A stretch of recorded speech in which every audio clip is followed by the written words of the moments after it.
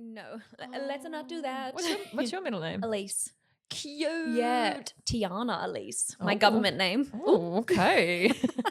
How's my best friend Georgie did not know that my name was Tiana. Yeah, neither did Maya until you got an email. Yeah, we had been friends, I'm going to say 6 years. We go overseas together. We're at the airport. She sees my passport. She goes, She's like, our I've been living with a whole Galaya. friendship is a lie. Wow. Yeah. I don't know So how I knew funny. your full name, but I did. Maybe it was an email. Yeah, probably. You probably emailed me. Tiana I was Elise. like, damn, she's emailing me and it's like her government name. Who is this? Yeah, it does not suit me. Also, this is a bit off topic, but I got a letter in the mail the other day and genius marketing, but nearly gave me a friggin' heart attack. So I drink the Avive electrolytes. Yeah. They're so good. I have the blueberry ones. But I got this letter in the mail and it was like in a big brown envelope and it said confidential at the top and someone handed it to Jack at the door. I was like, I've been served. I've been fucking served. Like, what have I done? And I'm racking my brain. I was like, did I not pay a fine? Have I like killed someone? What has happened? My heart was racing. I was like, oh my God, I've literally been served and I'm opening this thing. Shaking. It's a fucking like campaign. I was like, smart. Really smart. Really smart They were marketing. really clever. So I opened this letter and it's like confidential, new product coming. I was like, okay, gagged. That was really funny. Oh my God, but I love that concept. You had me in the first half. I'm clocking. You had me in the first half. I was like, I'm going to have to empty my savings. I'm going to go to prison. Like, what's happening? But I opened it up and it was a letter and it was like they were launching a new flavor and the concept was you taste the flavor, you do a review, but you don't tell people. It's like a blind taste. And then you say they're releasing the new flavor. It was really smart. Like I loved it, but yeah. Did you like the new flavor? Loved it. Well, I can tell you now because it's out, but it's a lychee flavor. I love lychee. Like I love, but it's like a salty lychee. Yeah. It's really, really yummy. Loved it. That's different. I actually love lychees at Christmas time. See, okay. Iconic. I can only eat lychees at Christmas. It feels illegal to eat lychees not at Christmas time. I agree. It's a Christmas lychees food. and cherries, Christmas only. My mum will love you for that because she always buys a big old bag of lychees, big old bag of cherries, and that's Christmas time. I love that. It was funny. I was at the grocery store ages ago and I sent the lychees to my sister. I'm like, oh my God, feels like Christmas. She's like, yeah, but you can't eat them outside of Christmas time. Unless they're in a margarita and then you eat them. It is actually illegal. Oh, God. You will get a proper fine in the mail. You will be getting summoned. You are not to eat lychees outside of Christmas time. Fucking hell. Oh, we've gone off on a tangent. Avive lychee, salty lychee flavored electrolytes. Get onto was them. what was sending me to prison. Yeah. Well, I went off on a tangent. What are we doing? gotta do the welcome intro. to the Lean In podcast where we talk about everything from health, wellness, business, and all the personal things. But before we do, a little disclaimer. This podcast is for education and entertainment purposes only. It is not intended for personalized medical advice.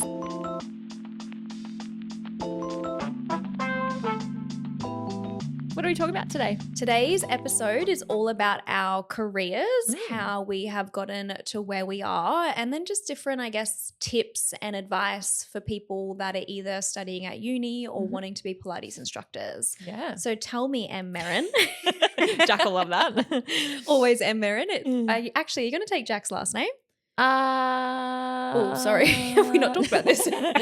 I don't know. Like we've talked about it. He's like, I don't care. You do what you want to do. That's nice because I was going to say otherwise my script is going to have to change. It'll soon be not M. Merrin. Well, yeah. Just rolls off the tongue, doesn't it? Does. It really just rolls off the tongue. I feel like my whole brand is M. Merrin. This brand, like your personal brand. Like Alex Earl. Okay, Alex Earl, get a grip. No, my personal brand. I just feel like, I'm so attached to M. Merrin, but yeah, I don't know. So I go back to that one. I'll let you know. Love that. It's not like this big taboo conversation. I just don't know. Yeah. I haven't really thought about it. Brainstorming it. We'll brainstorm it. We'll work it out. We'll come back to you. Tell me, M. Merrin, how have you gotten to where you are in your career? Tell me about the steps. Oh my gosh. That's probably a big open question that we'll probably just unpack along the way. Yeah, I think what I'll do is like, I guess just tell you my story and like where I came and how I got to doing what I'm doing. I guess the industry and the landscape's a little different now to when I first started. How long have you been in the industry for? I've been in the fitness industry. I got my I did personal training to start off with. So funny. I think I was like 19. Wow, So if little you do the maths, like baby. a long time ago. Let's say over 10 years, Yeah. over a decade in the fitness industry. Well, that feels a little better to me. So I've always been into fitness. I've always enjoyed being fit and healthy. I never really thought it was going to be a career path for me. But I was working at Coates Hire, which is like a construction hire company. So I worked in like with a lot of trades and things like that. But I was just kind of, my parents raised me just like, you work hard and that's kind of like how you make money and that's how you do things, and never really questioned it too much. And then I was in that job and I didn't love it. Like I was an 18, 19-year-old girl working with tradies and I was like, this is not really for me. And I always knew I loved fitness. It's not really a pink job, is it? It's not really a pink job. I don't like it. And then I went into a bit of a sales role and I found like I was driving a lot and I was quite sedentary. I was like, oh, I don't like this. What type of sales? Well, I had like clients that I would manage their accounts. So say you have like a local plumber and he has an account with Coates Hire and they hire equipment, I would manage their account and go and like check in and see what jobs they have coming up. It was actually really funny. I had this one client, I loved him so much. And I think because he had daughters my age, like I was young, and I would just go to I can say this now because I don't work there anymore, it doesn't matter, but I would go to his office once a week and we would just go and watch The Bachelor. Oh, best client ever. We'd go to his office and we'd just watch The Bachelor and he'd like make me a cup of tea and we would just like watch an episode and it was the best. That is so niche. So random. Hey, I don't know. People will be like, where's the story going? But I was like, no, we just used to watch The Bachelor. Oh my gosh, like, that is see so you next week. funny. I wonder if he used to watch it with his daughters too. It was really nice. It was fun. So yeah, dilly-dallying was what I was doing, I guess. But I didn't love the job. I was like, I just knew from a young age, I'm like, I can't dedicate time to something I'm not interested in. If I'm passionate about something I'm interested in, I'm putting my whole pussy into it. Yeah. I'm going pussy first. I'm in it. So I was like, I'm not interested in this. And I knew that about myself. Like there are some people who they can work in debt collecting and they can turn up, work 8 hours days. I feel like when you love what you do and you're passionate about it, you literally wake up excited to go to work and you're not watching the clock. You're not counting down the hours. Like I could not tell you the last time I'm like, oh, it's 1 o'clock, 4 more hours left of work. No. Like, I never do that. I've always like in my fitness career have loved it and never thought about it, but especially working at Bar Body because it is more like a 9 to 5-ish kind of role, I guess you could say. But I never get the Sunday scaries. I'm never like, oh, I don't want to go to work. There's times where like, okay, I've got a big day tomorrow. It's going to be a bit of a slog, but I've never felt like, oh, I don't want to go to work. Like I'm so, so fortunate that I love what I do and I love the office and the girls I work with. It's a dream. You've been there. You know how fun it is. So good. I literally said to Em the other day, we need to do another challenge. I want to come back to the office. Yes, it's so fun. Everyone's just so beautiful. Yeah. But yeah, so I knew from an early age, I'm like, okay, I'm not just working any job. I want to make sure I enjoy what I'm doing. And that's when I got into PT and I was studying while I was working and I was working hard. Like I was working from 7 till 5, like massive hours. And then I was studying to do PT and it was pretty complex back then. It was like a freaking TAFE course. So I did my PT and then 2 days a week I'd finish at Coates and I'd go to the gym. I'd work 5:30 to 9:30 at night. Oh my gosh, I was like on the grind. Grinding. So then I did PT and then I just quit my job and I went into PT full time. And then I moved to the Gold Coast, did that here. Is that when you were working at Active? No, babe, Good Life Narang. Shout out. Narang. Good Life Narang. I was working there doing PT. Just working for myself. And then I went overseas and I was traveling and as we all do, young, wild and free, I was like, what am I going to do when I get back? And I was like, I want to do Pilates. Like I want to get into the Pilates industry. And that's where it really took off for me. I started doing Pilates and I just fucking loved it. So I was like, I could do this forever.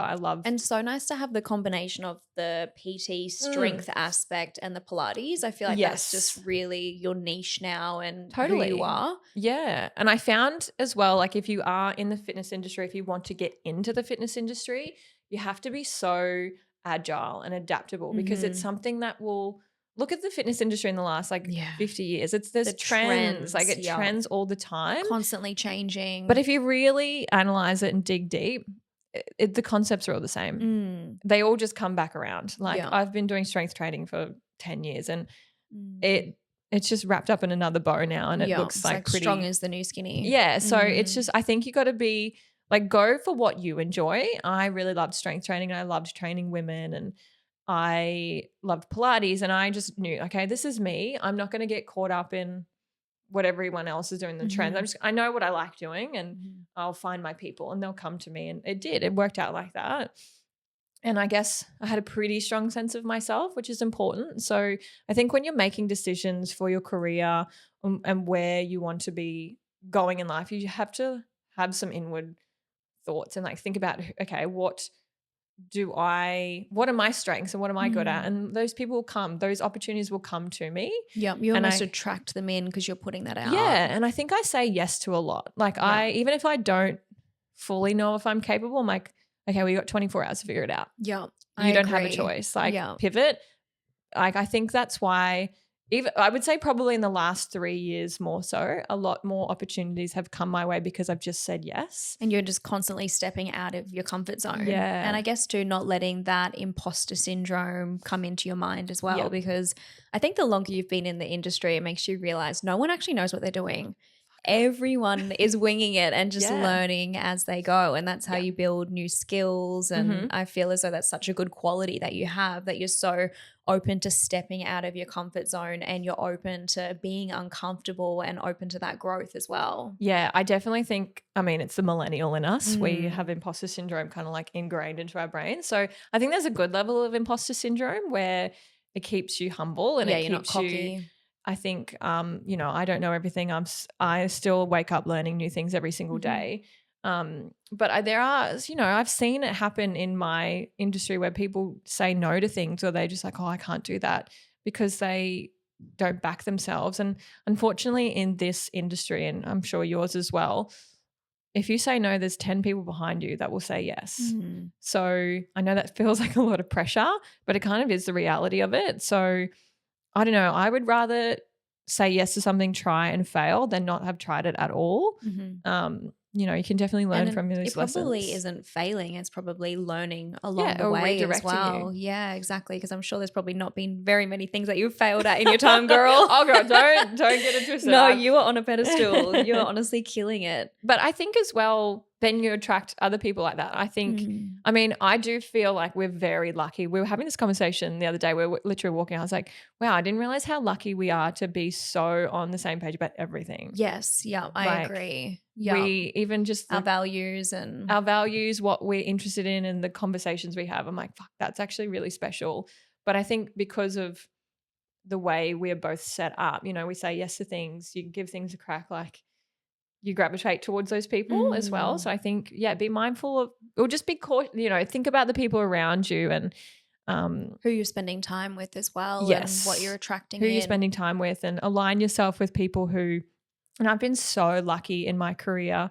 I owe a lot to Lexi from Hustle. She's amazing. She's amazing. And she did not stand in my way at all. She was like, you do whatever, you chase all of your dreams. She's like, I want you to work here. I want you to film and do all these things, but I will never step in the way of any opportunities. She's just such a team player. And I feel as though she's just so set up in her business that she doesn't have this tall poppy syndrome. Yes. She's never restricting her workers from following their dreams and doing what they want to do. She's almost like promoting you to have your own platform, or she's promoting you to do your own event. And it's just so beautiful to watch that as an outsider. Yeah. And I think she was she helped me grow so much and build my confidence because she never was gatekeeping anything. She was like, what do you want to know? Like even just asking, what should I be charging for these things or whatever? Or when I wanted to be a Lululemon almost ambassador. Like a bit of a mentor. She was a mentor for sure. And she, when I wanted to be an ambassador, she's like, this is what you need to do. And this had to,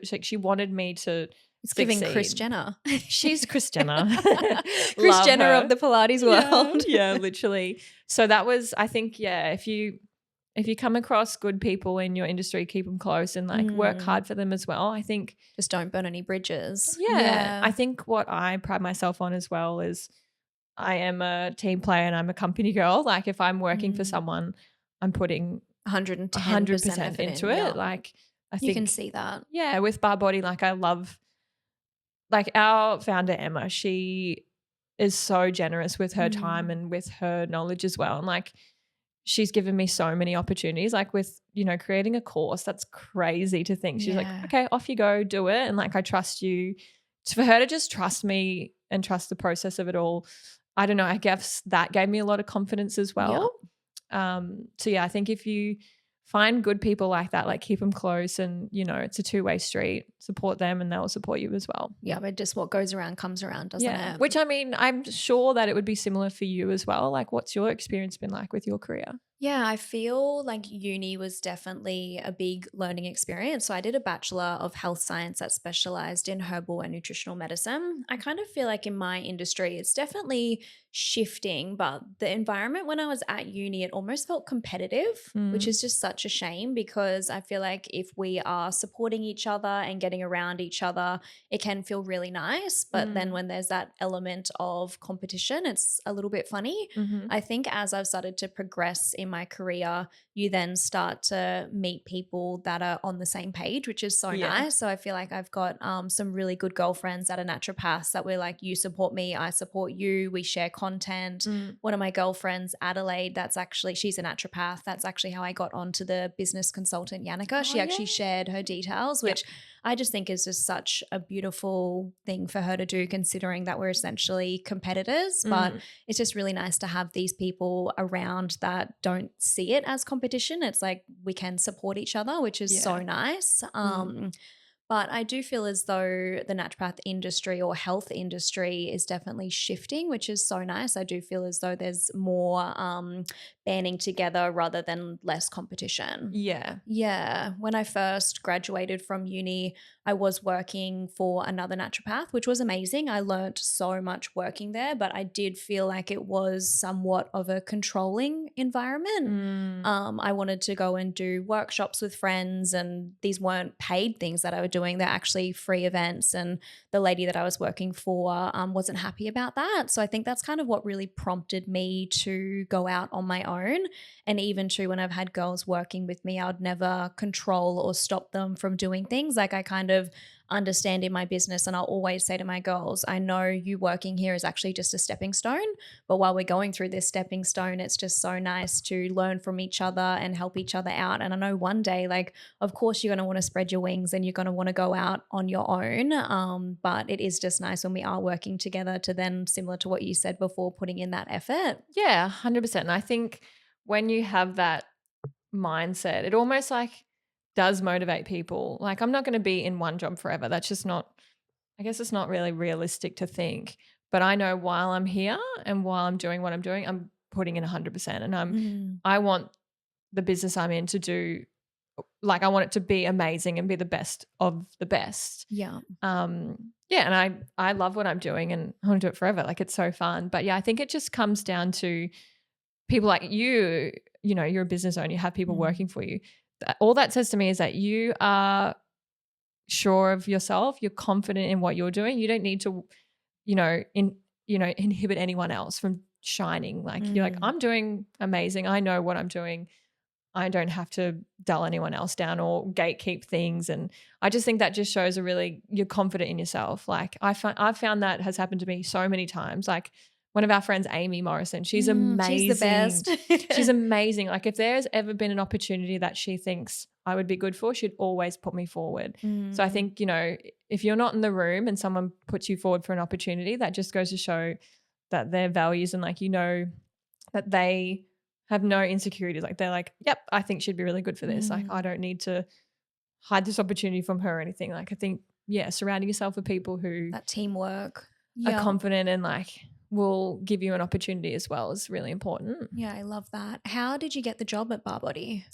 I applied, it's so funny. So when I applied, I was traveling to and from the Gold Coast and it was just logistically getting a little bit draining. I remember you came and see me for an appointment, and I think you just had a skin flare up, and I'm You like, were just like, sis, you girl. were burnt the fuck out. Yeah, I What was are you burnt out doing? for sure. And And I do feel like travel is actually so exhausting. Like I have a few mm, clients that commute to Brisbane for work, And their fatigue levels are just like so low because you lose that time in the morning for your morning routine. You're sitting in traffic in the afternoon, which is literally just so frustrating.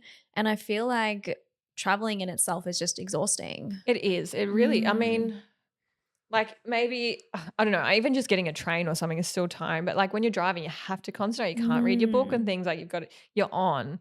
So yeah, travel, all of that definitely led to a bit of burnout. And I sort of naturally knew I was like, I'm ready for something a little different and see. I felt also I was living in Byron, but I didn't feel connected. Like I was Mm. just living there, but I wasn't a part of the community. I didn't know anyone. So I was interested to explore some other options.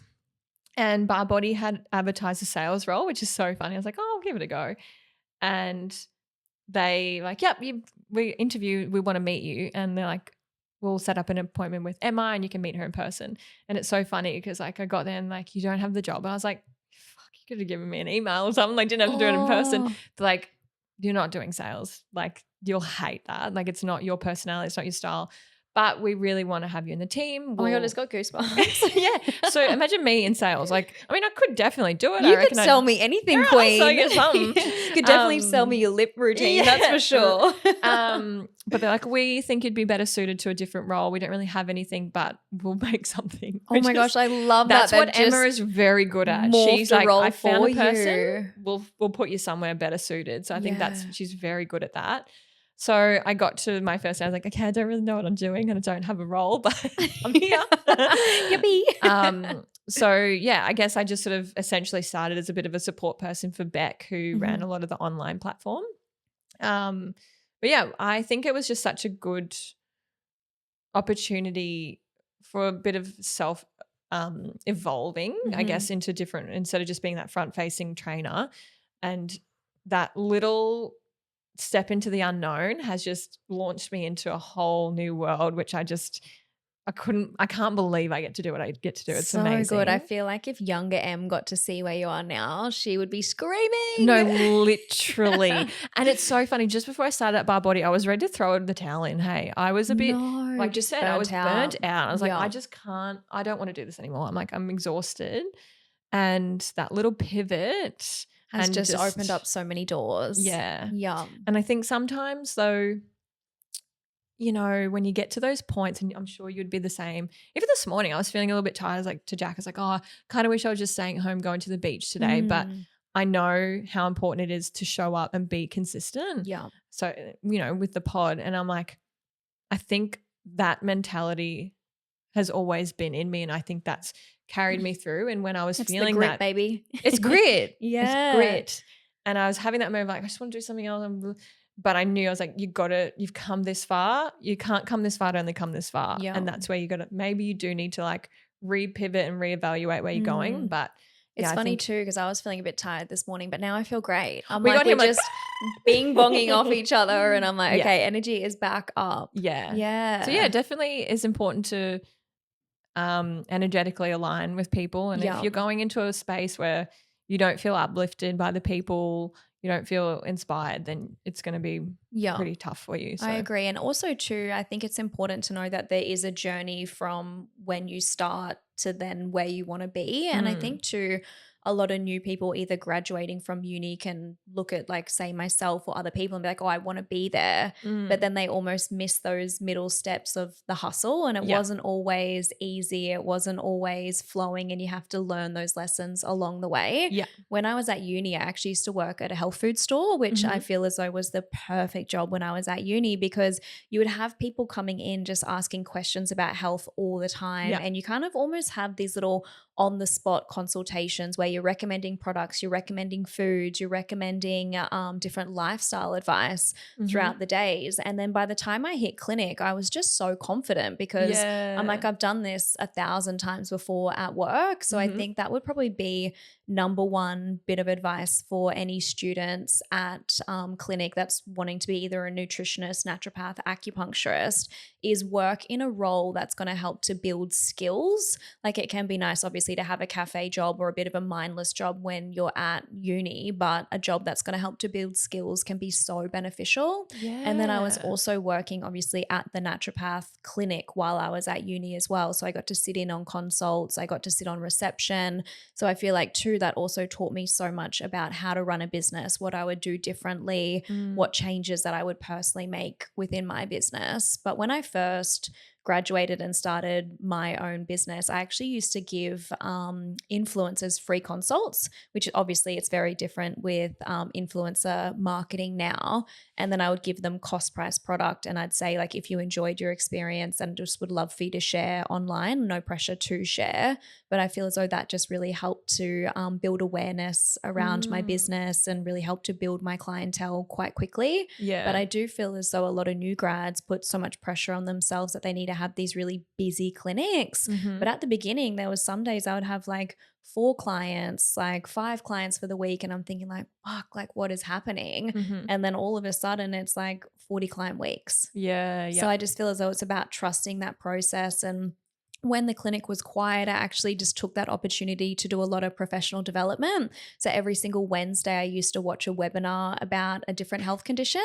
And I feel as though it just taught me so much about different conditions really quickly and just really helped to build my confidence and really helped to build knowledge around different topics. Yeah. I think from an outsider looking in, you just know your client base so well. Like it's almost like you're ingrained into that client demographic. Like They're just girly pops I want to be friends with. You're just friends with all your girls. But it's so interesting. Like when I think about your industry and what you do, I think of you. Oh, you know, thanks, like babe. when I'm up in North Queensland, I was in Gladstone a few months ago and everyone knows Tia.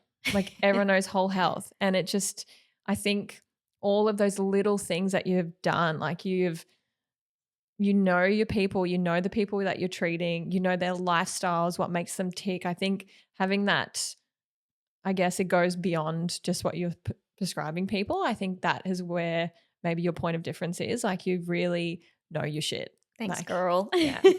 But I do feel like the clinic just attracts literally the best clients. Yeah. Like when I'd have my busy client days, I'd feel like I'd hang out with sometimes like 8 different friends in a day and just drink tea all day and yap about periods and what their digestion's doing or like how often they poo. And by the end of like the consults, and I'd be like, oh, you don't really need to come back anymore. We can move you on to maintenance. They're like, oh, but I just kind of come in to hang out. I'm like, sweetie, I can't be charging you to come and hang out. That is illegal. Oh, I love that. Yeah, it is So we need our nice. little broadcast challenge Yes. channel so we can just talk to the girls. I know. So girls, we are actually stuck at the moment because we need 1,000 followers to have access to a broadcast channel. So if you could help us out, please. send our Instagram page to your friends because we need our broadcast channel. Yeah. So once we crack 1,000, we can have our broadcast channel and we can just chat in there. We can give more information. Share our recipes. Share the recipes. The rice cooker recipe. Yeah, the rice cooker recipe. Yeah, the girls' all our trips. little favorite shopping bits. It'll become like our text messages. It's just a group text. Yeah, it's to a group everyone. chat. Love that. We need to hurry up and unlock it. Yeah, we do. So get following. But yeah, so I guess that's in a roundabout kind of way how we got to where we're, into the roles that we are in. I think the biggest takeaway is it just takes time. And I think you have to be really committed to putting in the time.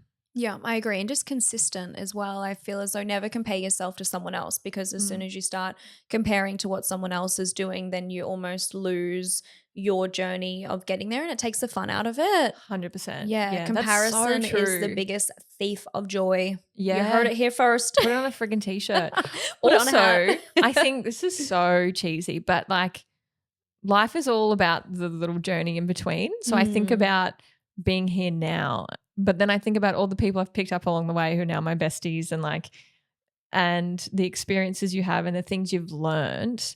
Like even having Maya here with us as our producer, like, yeah, girl. Shout out She's getting Maya. a real rap these last few episodes. But, Maya and I started working together. Poor Maya, she literally listens to my voice in her sleep.